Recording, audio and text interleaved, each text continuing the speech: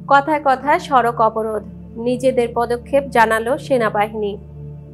বিভিন্ন দাবিতে প্রায় প্রতিদিনই রাজধানী সহ দেশের বিভিন্ন এলাকার সড়ক অবরোধ করা হচ্ছে। এতে চরম দুর্ভোগের শিকার হন ওই সড়কে চলাচলকারীরা। এ বিষয়ে সেনাবাহিনী কি পদক্ষেপ নিচ্ছে, এমন প্রশ্ন ছিল সাংবাদিকদের।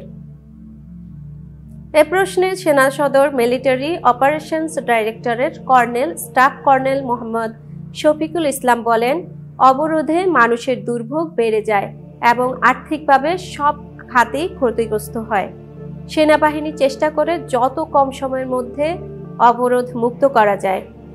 রাজধানীতে খুব দ্রুত সময়ের মধ্যে অবরোধ মুক্ত করতে পেট্রোলিং ও কর্মতৎপরতার মাধ্যমে যথাসাধ্য চেষ্টা করে যাচ্ছে সেনাবাহিনী।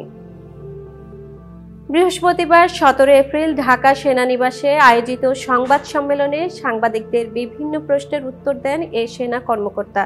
এ সময় তিনি এসব কথা বলেন।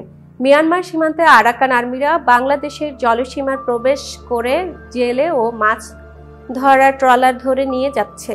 সেক্ষেত্রে সশস্ত্র বাহিনী কি পদক্ষেপ নিচ্ছে, এমন প্রশ্নের জবাবে কর্নেল শফিকুল ইসলাম বলেন, নাফ নদীতে জেলেদের যে অসুবিধা হচ্ছে এ বিষয়ে প্রাথমিক পর্যায়ে বাংলাদেশ কোস্ট গার্ড ও বিজিবি দায়িত্বপ্রাপ্ত, তাদের কাজ চলমান আছে।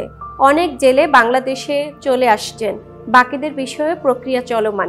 প্রয়োজন হলে বাংলাদেশ সেনাবাহিনী অথবা নৌবাহিনী দায়িত্ব পালন করবে।